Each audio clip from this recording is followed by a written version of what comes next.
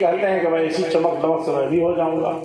مقصد کی بھول بھلائیوں میں کبھی مت پڑیے اپنے ایمان کو، اور ماں باپ کو بھی دیکھیے تو میرا بیٹا یہ ہو جاتا، یہ نہیں ہے کہ خادم سنت بن کر کے چٹائیوں پر بیٹھ کر اپنی زندگی گزار دیتا۔ مولانا اکثر میں نے دیکھا ہے، اکثر دیکھتا ہوں کہ یہ بہت بڑا ظلم والدین اپنے بچوں کے ساتھ اپنے ساتھ کر رہے ہیں کہ بھیجنے کے ساتھ ہی ان کی نظر میں پہلے ہی دنیا ہے، پہلے ہی کرسی ہے، پہلے ہی جاہ و حشمت ہے، پہلے ہی یہ ہے ہوا ہے۔ نیت وہاں سے بگڑی ہوئی ہے، مقصدیت کا بہت بڑا فقدان ہے۔ صرف للہیت پیدا کر لیں، اس کے بعد دیکھیے کیا کچھ ہوتا ہے۔ میں ایک جملہ کہہ دوں، مجھے اپنے ایک دوست نہ پڑھنے کا نہ پڑھانے کا، ان کے بارے میں ان کی صلاحیت، ان کی محنت، تو انہوں نے کہا، میں دیکھتا تھا کہ کیسی پھٹی پوری پرانی زندگی گزارتے ہیں، لیکن مجھے ایک مرحلے میں بہت رشک آتا تھا، آپ کے بنگالی کا مسئلہ ہے، بہت رشک آتا تھا کہ کاش کہ ایسی زندگی ہم کو بھی ملی ہوتی، انہیں چٹائیوں پر ہم بھی گزار دیتے، انہیں طلبہ کے ساتھ گزار دیتے، لیکن مجھے یقین جانیے نیند نہیں آئی، اور آج بھی میں اکثر کہتا رہتا ہوں۔ انہوں نے کہا مولانا میں نے جس قسم پرسی کی زندگی جینی تھی جی لی، اور اس کے بعد اس طرح چٹائیوں پر اور برے حالات میں اپنی زندگی گزارا، میں اپنے بچوں کو میں اس طرح کے کام میں نہیں رہنے۔ اس قدر مجھے مایوسی ہوئی، میں جس پر فخر کرتا تھا وہ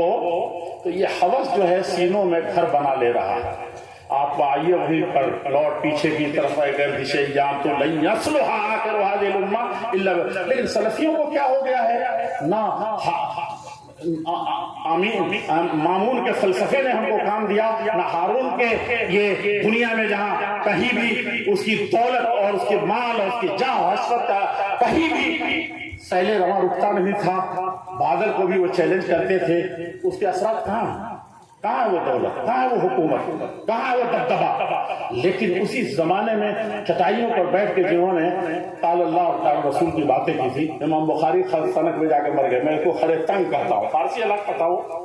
تو وہاں نظربند ہو کر مر گئے، چٹائیوں پر بیٹھ کر کے لکھا، روشنی صرف یہ نہیں تھی کہ آنکھ کی روشنی محدثین نے لکھ دیا، تراجم نے اس کو قید کر دیا کہ بھئی ہاں یہ ہے کہ ماں کے دعا سے ان کی آنکھیں ایسی بینا ہوئی کہ چاندنی رات میں دیکھتے تھے، چراغ کی ضرورت نہیں پڑتی، صرف یہ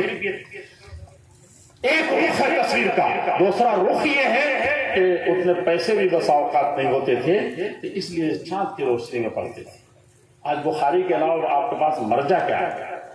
افکار کے جاننے کا یا نظریات کے جاننے کا یا سارے نظریات کو ملیامت کرنے کا اور اس کا بردانوار مقابلہ کرنے کا کیا چیز ہے؟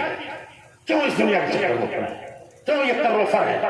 کیوں اس کے لیے؟ اور آپ اگر بہ گئے تو پھر اس روئے زمین پر کچھ بچے گا نہیں، اتنا جان لیجیے۔ ہم نے بہت دیکھا ہے، کہتے ہیں حق نہیں مٹے گا، حق نہیں مٹے گا، میں کہتا ہوں اس سے زیادہ غلط نعرہ کوئی اور نہیں ہے۔ اہل حق یہاں مٹ جاتے ہیں، وہاں حق مٹ جاتا ہے، جہاں اہل حق کھڑے ہوتے ہیں وہاں وہی حق کھڑا ہوتا ہے، ورنہ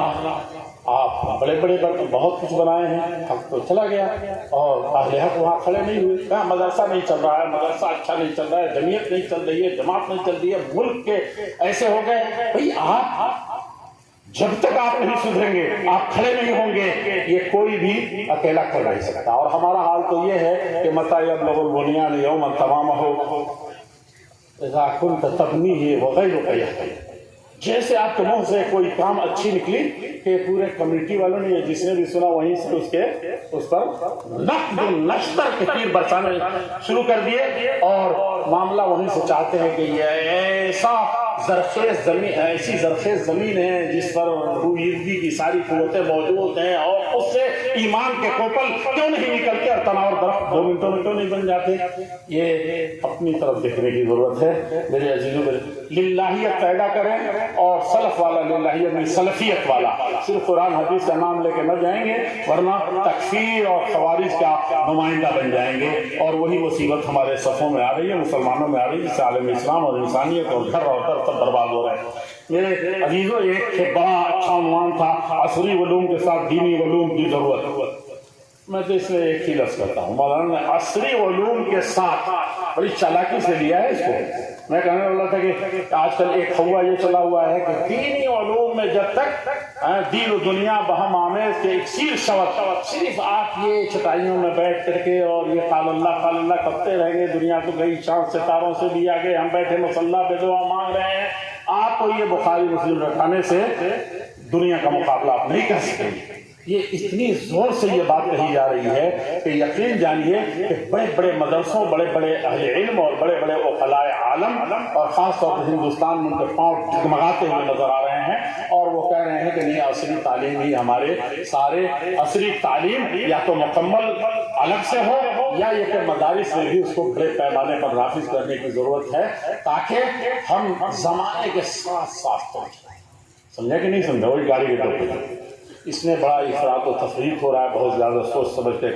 چلنے کی ضرورت ہے۔ لیکن میں یہاں کہوں گا کہ انہوں نے کہا کہ دینی تعلیم، شیوراج پاٹل نے اس جلسے میں کہا تھا مدارس کے جو چیلنجز تھے، اور ہمارا عنوان یہ تھا کہ کیا مدارس اسلامیہ آتنکواد کے اڈے ہیں یا خدمت انسانیت کے مراکز ہیں، تو انہوں نے ایسے پیچھے مڑ کر کے، اور عنوان جو پیچھے آپ لوگ ڈالے رہتے ہیں